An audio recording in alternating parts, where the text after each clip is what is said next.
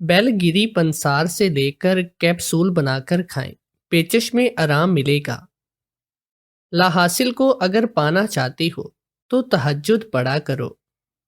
گوبھی پکانے کے بعد 5 عدد کالی مرچیں پیس کر چھڑک دیں، انشاءاللہ گوبھی کا بادی پن ختم ہو جائے گا۔ کھانے کے ساتھ کالی مرچ ضرور کھائیں۔ ہری مرچ جسم کی چربی کو ختم کرتی ہے اور وزن کم کرنے میں مدد دیتی ہے۔ آنکھوں سے پانی آتا ہو تو نہارمو 12 بادام سونف کھائیں۔ ہر کھانے کے بعد اسبغول کی بھوسی 2 چمچ 1 گلاس دودھ کے ساتھ ملا کر پئیں، معدے کی تیزابیت اور السر کے لیے فائدہ مند ہے۔ کھانا کھانے کے بعد اگر کھٹے ڈکار آتے ہیں تو پیاس پر نمک نچوڑ کر کھائیں۔ عصر کے وقت دودھ کے ساتھ اسبغول 1 چمچ استعمال کریں، آپ کو ڈپریشن کبھی بھی نہ ہوگا۔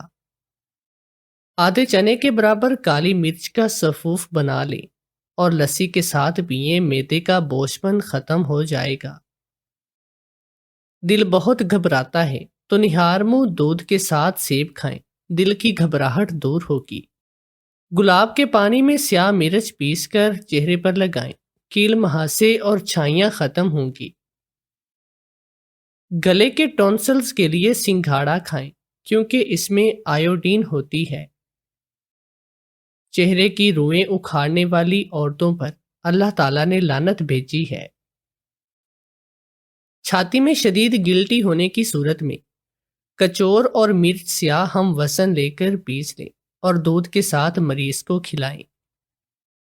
ہر 10 دن کے بعد 3 قطرے روغن بادام کے کانوں میں ڈالنے سے کان مرتے دم تک بہرے نہ ہوں گے۔ ارہر کی دال گرمی کا اثر دور کرتی ہے۔ اڑد کی دال کھانے سے گوشت بڑھتا ہے۔ مونگ کی دال بخار کے دوران آرام پہنچاتی ہے۔ مسور کی دال پیٹ کی بیماری میں فائدہ دیتی ہے۔ دال چنا خون کی روانی کو نارمل رکھتا ہے۔ یہ چیزیں حرام ہیں۔ بہتا ہوا خون، مذکر کی پیشاب گاہ، کپورے مونس کی پیشاب گاہ اور غدود۔ بھنے ہوئے چنے کھانے سے جوڑوں کا درد ٹھیک ہو جاتا ہے۔ سردیوں میں اس لیے لازمی کھایا کریں۔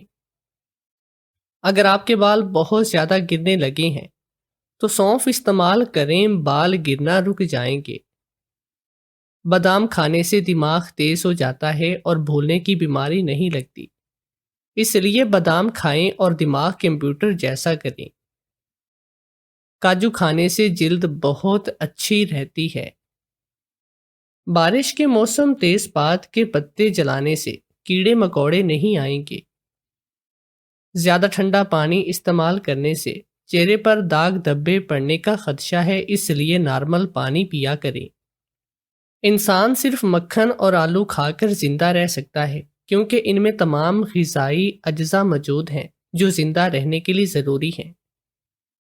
اگر سانس لیتے وقت درد محسوس ہوتا ہے تو یہ پتے میں پتھری کی علامت ہے، اس لیے جلدی ڈاکٹر کو دکھائیں۔ کیلا کھانے سے ذہن تیز ہو جاتا ہے، اس لیے دن میں 2 کیلے لازمی کھائیں۔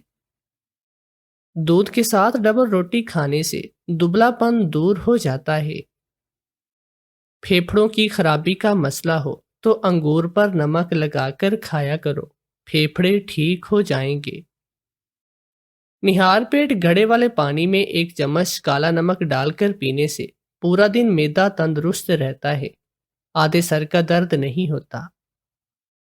بھیڑ کا دودھ پی کر سونے سے چربی کم ہوتی ہے۔ ایلو ویرا میں ہلدی ملا کر چہرے پر لگاؤ، چہرے کے داغ دور ہوں گے۔ کچی روٹی معدے میں زخم بناتی ہے، ہمیشہ روٹی اچھی طرح سے پکا کر کھائیں۔ سونے سے قبل سرما لگانے سے دور کی نظر تیز ہوتی ہے، اس لیے یہ چھوٹا سا کام لازمی کریں۔ بدن کی الرجی کو دور کرنا ہے تو بکری کا دودھ پیا کریں۔ پھل جب بھی کھائیں تو تھوڑا سا کچا کھائیں، اس سے دانت مضبوط ہوتے ہیں۔ ان 5 کاموں میں ہمیشہ جلدی کریں: مہمان کو کھانا کھلانے میں، میت کو دفن کرنے میں، بالغ لڑکیوں کا نکاح کرنے میں، قرض ادا کرنے میں اور گناہوں سے توبہ کرنے میں۔ جیسے جیسے میرے حواس بیدار ہونا شروع ہوئے، میں نے اٹھنا چاہا مگر ایسا لگ رہا تھا کہ جیسے کسی نے میرا سارا وجود زنجیروں سے کس کر باندھا ہوا ہے۔ میں اپنے جسم کا ایک بھی حصہ نہیں ہلا پا رہی تھی، میرا پورا وجود سن تھا۔ میں نے بار بار کوششیں کی مگر میری ساری کوششیں ناکام رہ گئی۔ میں اپنے جسم کے کسی بھی حصے کو حرکت دینے میں ناکام رہی تھی، نہ میرے پاؤں ہل رہے تھے، نہ ہی میری ٹانگیں حرکت کر رہی تھی۔ یہی حال ہاتھوں اور بازوؤں کا بھی تھا۔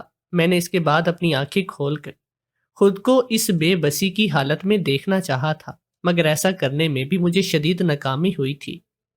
میرے پپوٹے اس قدر بھاری ہو رہے تھے جیسے کسی نے ان پر منو وزنی بوجھ لاد دیا ہو، جس کے بھار سے وہ کھل بھی نہ رہی ہوں۔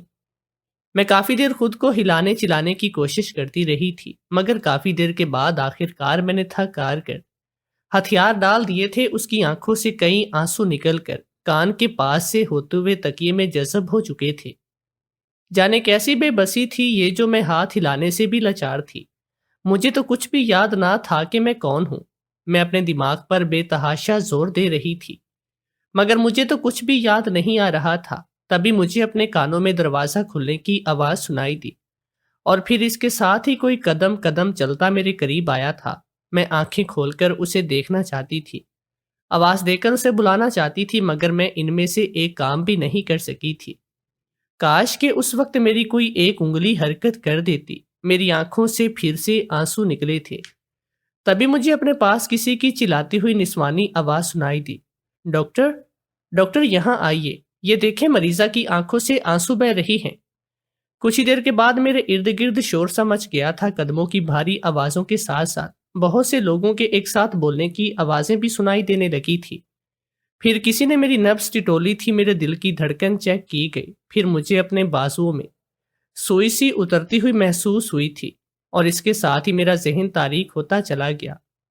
دوبارہ جب میرا ذہن بیدار ہوا تو کمرے میں مکمل خاموشی تھی، موت کا سا سکوت چھایا ہوا تھا۔ تھوڑی دیر کے بعد مجھے اپنے ماتھے پر کسی کے ہاتھ کا لمس محسوس ہوا تھا۔ اس کے ساتھ ہی کسی کی آواز آئی تھی کہ ڈاکٹر آج جو ہوا وہ نہیں ہونا چاہیے تھا، ہمیں کیسے بھی کر کے اس کو روکنا ہوگا۔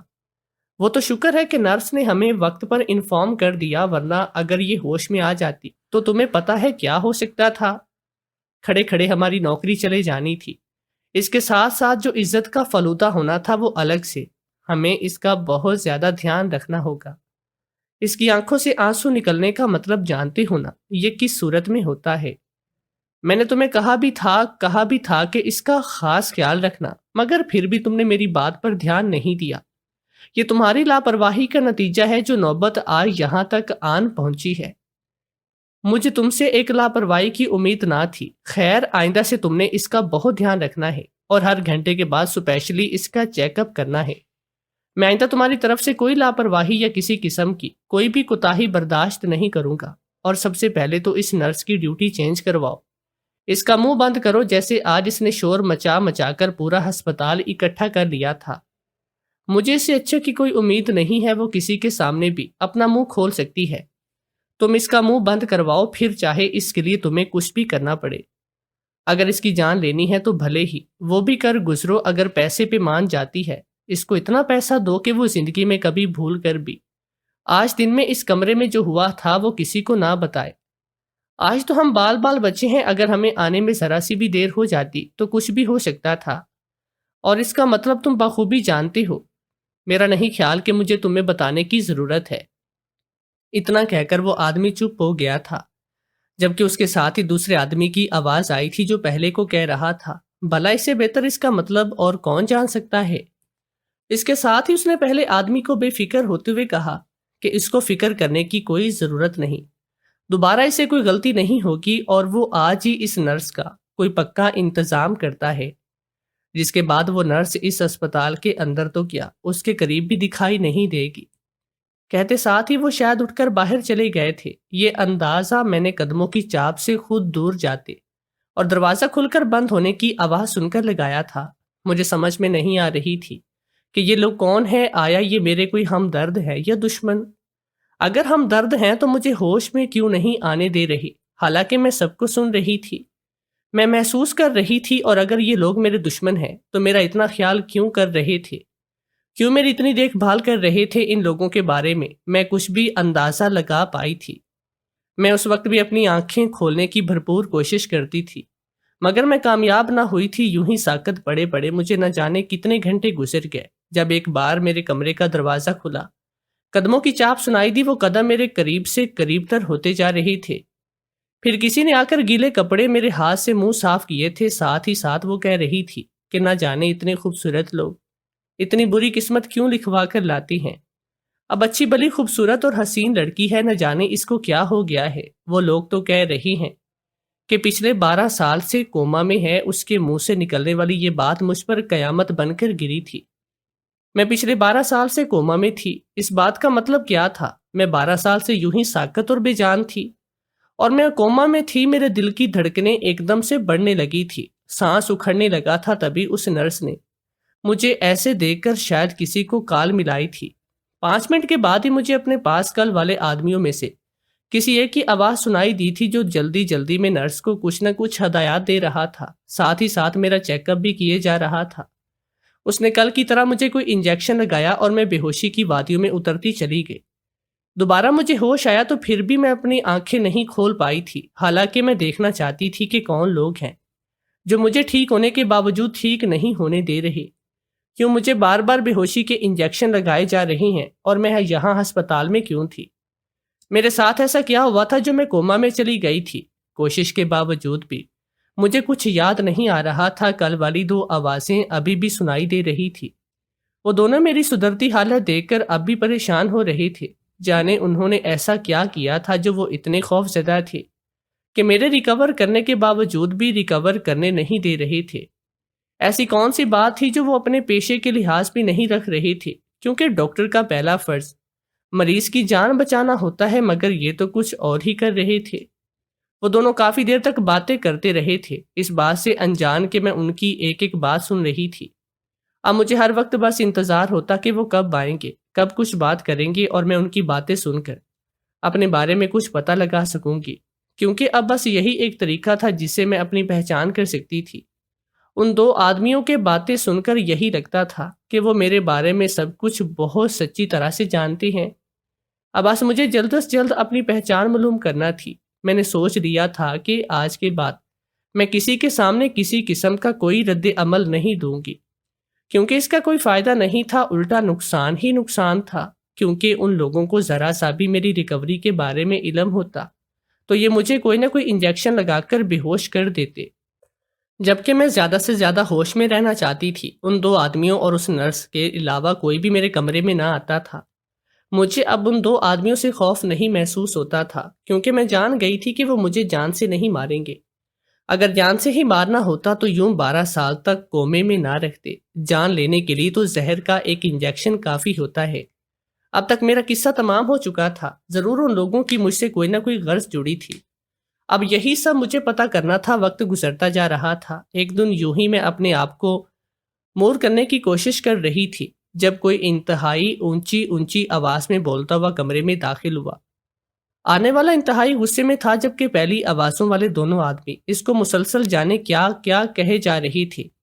وہ غصیلی آواز میں بولا آدمی ان دونوں آدمیوں پر برس رہا تھا اور کہہ رہا تھا، یہ کیا سن رہا ہوں کہ یہ ریکور ہو رہی ہے؟ بتاؤ کیوں ہو رہا ہے ایسا؟ میری بتائی گئی ادویات جو اس کو استعمال کروائی جا رہی ہیں، ان سے یہ ریکور کیسے ہو سکتی ہے؟ کیا کر رہے ہو تم لوگ؟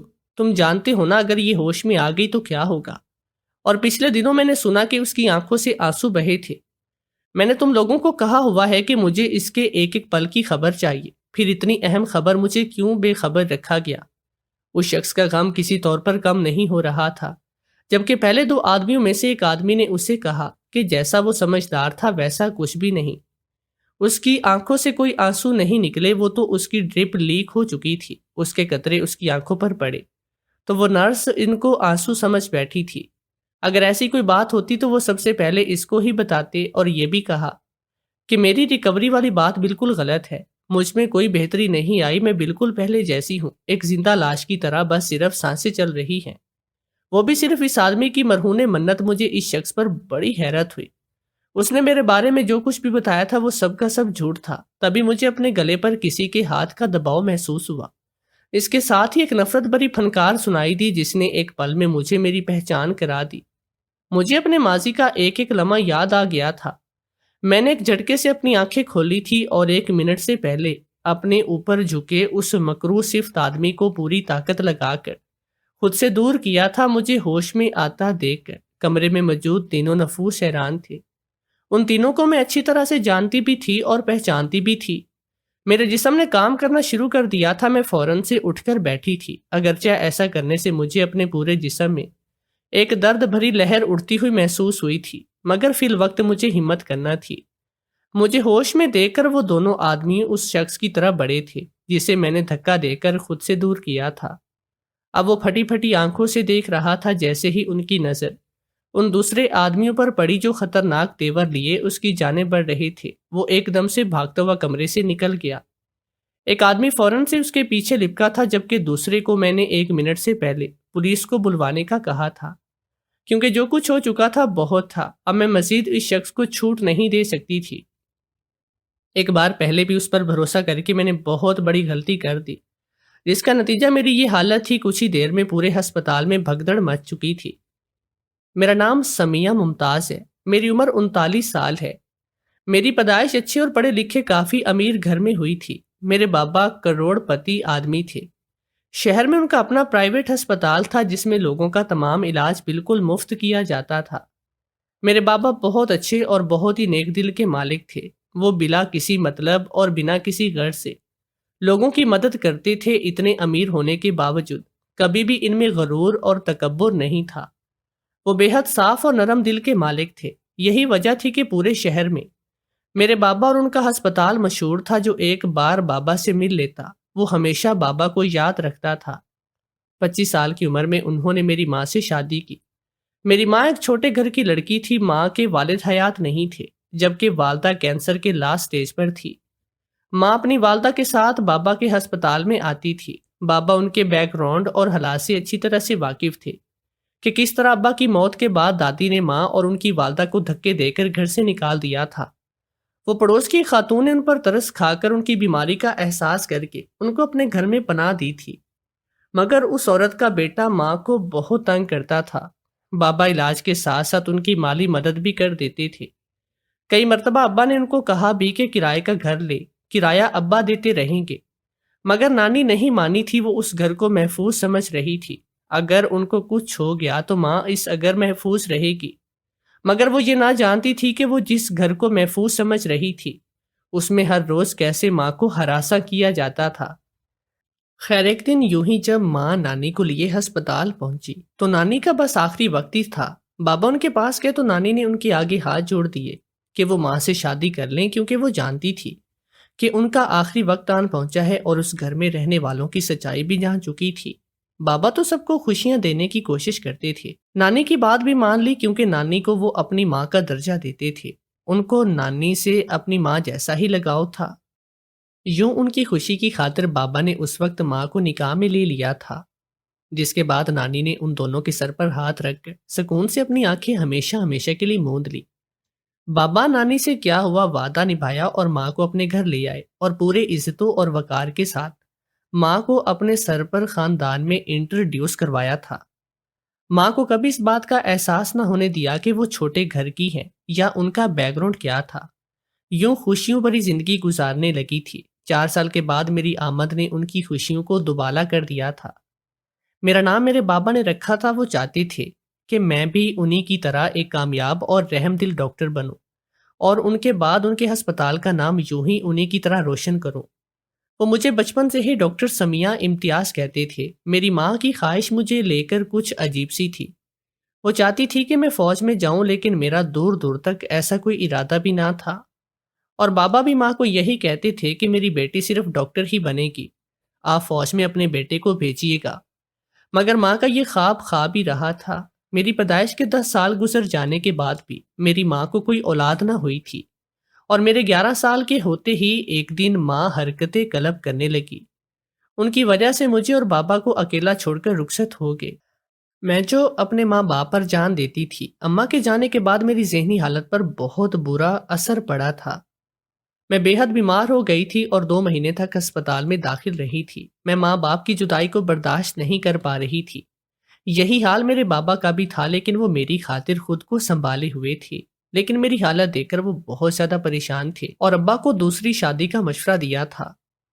اب دوسری شادی کرنا تو نہیں چاہتے تھے، مگر میری حالت کے پیش قدم انہیں یہ قدم اٹھانا ہی تھا۔ یوں تو میرے بابا جیسے کروڑ پتی انسان کے ڈھیروں ڈھیر رشتے تھے، مگر بابا کسی سمجھدار خاتون سے شادی کرنا چاہتے تھے جو مجھے سنبھال سکے، مجھے ماں کا پیار دے، میری دیکھ بھال کر سکے۔ اسی سوچ کے پیش نظر بابا نے ایک بیوہ عورت سے شادی کی، جس کا ایک 15 سالہ بیٹا بھی تھا۔ میری سوتیلی ماں اور سوتیلا بھائی دونوں ہی اچھے تھے۔ سوتیلی ماں میرا پورا خیال رکھتی تھی اور مجھ سے محبت بھی کرتی تھی۔ جلد ہی میں اس کے ساتھ گھل مل چکی تھی، لیکن اپنی سگی ماں کو اپنے دل سے نہ نکال پائی۔ وقت گزرتا رہا اور میں بابا کی خواہش کے حسب منشا ڈاکٹری کی پڑھائی مکمل کر کے ہاؤس جاب پر لگ چکی تھی۔ دوسری طرف میرا بھائی بھی اسی فیلڈ میں آنا چاہتا تھا، مگر وہ پڑھائی میں کافی زیادہ ویک تھا۔ بابا نے اسے کہا تھا کہ سافٹ ویئر انجینئرنگ کر لے، ڈاکٹری کی نسبت یہ قدرے آسان تھا۔ بابا نے اسے کہا کہ میں نے تمہارا ایڈمیشن امریکہ کی ایک کالج میں کرا دیا ہے اور 1 ہفتے کے بعد کی تمہاری فلائٹ ہے۔ بابا کی بات سن کر اس کے چہرے سے ہوائیاں اڑ گئی۔ وہ بیرون ملک نہیں جانا چاہتا تھا، مگر بابا نے اس کی بات نہیں مانی، کیونکہ بابا اس کو کامیاب دیکھنا چاہتے تھے۔ اور آج کل یہاں سے اس کے متعلق بابا کو جو معلومات ملی تھی، اس کے بعد تو بابا نے لازمی سوچ لیا تھا کہ میرے بھائی کو اس ماحول سے نکال کر رہیں گے۔ اماں نے گھر میں بہت رولا ڈالا ہوا تھا، وہ بھی بھائی کو خود سے دور نہیں بھیجنا چاہتی تھی۔ بابا نے اماں کو سمجھایا کہ وہ یہ سب اس کے بھلے کے لیے کر رہی ہے، تاکہ وہ اپنے پیروں پر کھڑا ہو جائے، اپنا مستقبل سنوار سکے، ورنہ جو اس کے حالات ہیں اس کو کہیں بھی نوکری نہیں ملنی۔ تو اماں پھر بیٹے کی حمایت میں بول پڑی، کیا ضرورت ہے نوکری کی؟ یہ سب کچھ اس کا ہی تو ہے، اس کی 7 نسلیں بھی بیٹھ کر کھائیں گی تو کچھ کمی نہ ہوگی۔ بابا کو اماں کی بات سن کر بہت افسوس ہوا تھا، مگر انہوں نے اپنا ارادہ پھر بھی نہ بدلا تھا اور اپنی جان پہچان کے ذریعے آگے بھی اس کے لیے کافی زیادہ سہولتیں کر دی تھی۔ زندگی آگے بڑھنے لگی۔ ایک دن جانے بابا کو کیا سوچی کہ انہوں نے وکیل کو بلوا لیا۔ یہ شام کا وقت تھا، میں ہاؤس جاب سے واپس آئی تو دیکھا اماں انتہائی پریشانی کی حالت میں لانچ میں چکر کاٹ رہی تھی۔ میں فوراً اس کے پاس پہنچی اور اس سے پوچھا کیا بات ہے، تو اس نے کہا کہ کچھ نہیں، کافی دنوں سے میرے بیٹے کا فون نہیں آیا، بس اس لیے پریشان ہوں۔ میں نے اماں سے کہا کہ وہ پریشان نہ ہوں، میں ابھی بابا سے کہہ کر اس کا پتہ کرواتی ہوں۔ میں نے بابا کے بارے میں پوچھا تو اس نے بتایا کہ وہ اسٹڈی روم میں ہے۔ میں سر اس بات میں ہلاتی سیدھا اسٹڈی کی طرف چلی گئی، جہاں سے وکیل نکل کر جا رہا تھا۔ میں نے بابا سے پوچھا یہ سب کیا ہے، آپ نے وکیل کو کیوں بلوایا تھا؟ تو بابا نے کہا آج انہوں نے ہسپتال میرے نام کر دیا ہے، آج سے میں ہی ہسپتال کی انچارج ہوں۔ کہتے ساتھ ہی بابا نے ایک فائل مجھے پکڑائی تھی اور کہا بیٹا، میں یہ ہسپتال بہت محنت کر کے بنایا ہے، یہ میری بہت بڑی خواہش تھی کہ یہ سچ ہے کہ اس کو بنانے میں تمہارے دادا نے میری بہت مدد کی، مگر اس کے بعد بھی میری اس پر بہت محنت ہے اور میں چاہتا ہوں کہ تم بھی اس پر بے ایسے ہی محنت کرو۔ میں نے اس ہسپتال کو اپنے بچے کی طرح پالا ہے، کبھی اس پر کوئی حرف نہیں آنے دیا۔ مجھے امید ہے کہ تم بھی ایسا کرو گی اور پوری ایمانداری سے اپنا کام کرو گی اور میری امانت کی حفاظت کرو گی۔ اس کے علاوہ آج سے یہ گھر بھی تمہارے نام ہے اور کچھ جائیداد بھی، جبکہ ہمارا خاندانی بزنس میں نے تمہارے سوتیلے بھائی قدیر کے نام کر دیا ہے۔ مجھے امید ہے کہ تمہیں اس بات سے کوئی مسئلہ نہیں ہوگا۔ میں نے مسکرا کر بابا کے ہاتھ چومے تھے اور پھر بابا سے کہا کہ بابا میں بہت چھوٹی ہوں، اتنا سب کچھ اکیلے نہیں سنبھال سکتی۔ تو بابا نے کہا کہ میں تمہارے ساتھ ہوں۔ میں بہت خوش تھی۔ یہ خوشی اس بات کی نہیں تھی کہ مجھے دولت مل گئی ہے، بلکہ خوشی اس بات کی تھی کہ میرے بابا نے مجھے اس قابل سمجھا تھا، مجھ پر بھروسہ کیا تھا۔ میں نے بابا سے وعدہ کیا تھا کہ میں ان کا بھروسہ کبھی نہیں توڑوں گی، مگر میرے وہم و گمان میں بھی نہ تھا جو میرے ساتھ ہونے والا تھا۔ جیسے ہی میں نے ہسپتال کی ذمہ داری ہاتھ میں لی، 2 مہینے بعد ہی ہسپتال میں غیر قانونی کام ہونے لگے تھے۔ ہر طرف سے شکایات پر شکایات مل رہی تھی۔ مجھے کچھ سمجھ نہیں آ رہا تھا کہ یہ کیا ہو رہا تھا۔ بابا الگ مجھ سے ناراض ہو کر بیٹھے تھے۔ ہسپتال میں لوگ کبھی جیلی دوائیوں کی شکایت لے کر آتے تو کبھی مہنگی فیس کی، حالانکہ میں نے تو کوئی فیس چارج نہیں کی تھی۔ میں تو بابا کے فری علاج کے ہسپتال کو فری چلا رہی تھی، مگر نہ جانے یہ سب کیا ہو رہا تھا۔ کوشش کے باوجود میں سراغ نہیں لگا پا رہی تھی۔ اسی دوران بابا کو شدید قسم کا ہارٹ اٹیک ہوا اور وہ ناراضگی میں ہی مجھ سے دور چلے گئے، جہاں سے میں ان کو منا کر واپس بھی نہیں لا سکتی تھی۔ بابا کی موت کے بعد میں بہت اکیلی ہو گئی۔ تبھی میری سوتیلی ماں نے مجھے سنبھالا، اس نے میرے سوتیلے بھائی کو بھی امریکہ سے واپس بلا لیا۔ میرے بھائی نے میری حالت کے پیش نظر مجھے کہا کہ میں فی الوقت ہسپتال نہ جاؤں کیونکہ وہاں کے حالات ٹھیک نہیں تھے۔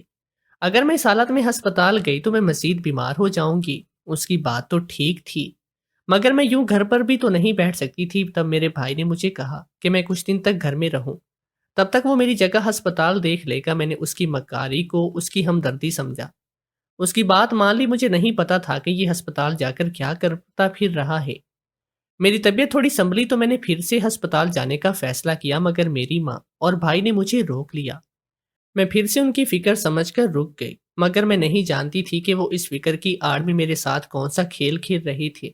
اس کے بعد میں نے جتنی مرتبہ بھی ہسپتال جانے کی کوشش کی، وہ دونوں مجھے روک دیتے۔ اب مجھے کچھ نہ کچھ گڑبڑ لگ رہی تھی۔ ساتھ ہی میں ہسپتال سے آنے والے میرے معاون ڈاکٹر کی کال نے میرے شک کو مزید پکا کر دیا تھا۔ ایک دن میں نے سونے کا بہانہ کیا اور گھر سے بنا بتائے ہسپتال جانے کے لیے نکل پڑی، مگر جیسے ہی میں ہسپتال پہنچی اس کی عمارت کے سامنے رک گئی۔ اس کی عمارت کو دیکھتے ہی مجھے حیرت کا شدید جھٹکا لگا تھا۔ میرے پیروں تلے سے زمین نکل گئی۔ وہ ہسپتال جس پر میرے باپ کا نام جگمگاتا تھا، اب اس کی جگہ میرے سوتیلے بھائی کا نام لکھا تھا۔ میرے ابا کی تصویر ہٹا کر وہاں میرے بھائی کی تصویر لگا دی گئی تھی۔ اس طرح ہسپتال کے اندر کا بھی پورے کا پورا انتظام بدلا تھا۔ مہنگی دوائیاں، مہنگے ٹیسٹ اور دوسرے علاج کی فیسیں تو آسمانوں سے باتیں کر رہی تھی۔ صرف چیکنگ فیس ہزاروں سے شروع ہو رہی تھی۔ میرا دماغ یہ سب دیکھ کر چکرانے لگا تھا۔ میں نے جلدی سے ریسیپشن سے اپنے بھائی کا پتہ پوچھا، اس کے کمرے کی طرف گئی۔ میرا ارادہ اس سے دو ٹوک بات کرنے کا تھا۔ ابھی میں اس کے دروازے پر پہنچی تھی کہ جب اندر سے آنے والی آوازوں نے میرے قدم جکڑ لیے۔ میرا وجود ایک دم زلزلوں کی زد میں آ گیا تھا۔ میں نے فوراً سے اپنا واٹس ایپ کھول کر جلدی سے ایک وائس نوٹ وکیل کے نمبر پر بھیجا۔ اس کے بعد دروازہ کھول کر اندر داخل ہو گئے۔ مجھے دیکھ کر میری سوتیلی اور بھائی کے چہرے کے رنگ اڑ چکے تھے، کیونکہ وہ رنگے ہاتھوں پکڑے جا چکے تھے۔ اس سے پہلے کہ میں کچھ بولتی، میرے بھائی نے فوراً سے پیپر ویٹ اٹھا کر شدت سے میرے سر پر مار دیا کہ اس سے مجھے اپنا دماغ چٹکتا ہوا محسوس ہوا تھا۔ پل کے اندر اندر میری آنکھوں کے سامنے اندھیرا چھایا تھا اور میں بے ہوش ہو چکی تھی۔ اس کے بعد مجھے آج 12 سالوں بعد ہوش آیا تھا۔ یہ سب کچھ میری سوتیلی ماں اور بھائی نے صرف دولت کی خاطر کیا تھا۔ حالانکہ بابا نے اس کے نام سارا بزنس کیا تھا، مگر اسے یہ ہسپتال چاہیے تھا، کیونکہ اس کی نظر میں پرائیویٹ ہسپتال سے زیادہ منافع بخش بزنس اور کوئی نہیں۔ اگر میں اس میں مہنگی ادویات، مہنگی فیسیں اور مہنگے ٹیسٹ اور باقی علاج بھی مکمل طور پر پرائیویٹ کیے جائیں۔ یہی وجہ تھی کہ جب اسے پتا چلا کہ بابا نے ہسپتال میرے نام کیا ہے تو اس کو اپنا خواب چکنا چور ہوتا محسوس ہوا۔ اس نے تو یہی سوچا تھا کہ بابا کے بعد سب کچھ اسی کا ہے اور وہ یہ سب اپنی مرضی سے ہی چلا جائے گا۔ لیکن یہ خبر سنتے ہی وہ اگلے روز امریکہ سے واپس آ گیا۔ اس نے چھپ کر ہسپتال میں کوئی غیر قانونی کام شروع کر دیے تھے۔ اس کا مقصد مجھے بابا کی نظروں میں نہ سمجھ، نہ اہل ثابت کرنا تھا، تاکہ بابا ہسپتال مجھ سے لے کر اس کے نام لگوا دے۔ اس میں وہ کافی حد تک کامیاب بھی ہو گیا تھا، مگر عین وقت پر ابا کو اس کی اصلیت پتہ چلی تو اس نے ابا کو قتل کر دیا۔ اس دن ہسپتال میں وہ مجھے بھی مار دیتا، لیکن جب اسے میری وصیت کے بارے میں پتہ چلا تو مجبوراً اسے مجھے زندہ رکھنا پڑا، کیونکہ اس نے اس کے کمرے کے باہر کھڑے ہو کر میں نے سن لیا تھا کہ ابا نے بزنس اور جائیداد کا جو حصہ اس کے نام کیا تھا، اس کی سچائی جاننے کے بعد سے وصیت تبدیل کر کے وہ بھی میرے نام کر دیا تھا۔ اور پھر میں نے بھی اس وقت کھڑے کھڑے وکیل کو میسج کیا تھا کہ میری وصیت لکھ دے کہ اگر میں مر جاتی ہوں تو میری تمام جائیداد سمیت ہسپتال بھی حکومت کے پاس چلا جائے گا۔ میری اسی میسج کی وجہ سے میرے سوتیلے بھائی کو مجھے زندہ لاش بنا کر رکھنا پڑا اور میری بیماری کا نام دے کر خوب اپنی خواہشات پوری کرتا مجھے ہوش میں آتا دیکھ کر وہ ڈر کر بھاگنے لگا۔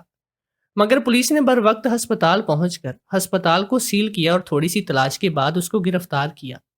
اس وقت ہسپتال میں جیلی دوائیوں کی بھاری تعداد موجود تھی۔ ہسپتال پورے 1 مہینے تک سیل رہا تھا۔ اس کے بعد میں نے سارا ہسپتال رینیو کروایا اور اس کو پھر سے بابا کے ہسپتال جیسا بنا دیا، جیسا وہ چاہتے تھے، بالکل ویسا ہی۔ اس واقعے کو اب 4 سال گزر چکے ہیں۔ میرا بھائی اب تک جیل میں ہے، جبکہ سوتیلی ماں خود ہی گھر سے نہ جانے کہاں چلی گئی۔ میرے ہسپتال میں روزانہ سینکڑوں افراد کا مفت علاج کیا جاتا ہے اور انہیں تمام طبی سہولیات مفت میں فراہم کی جاتی ہیں۔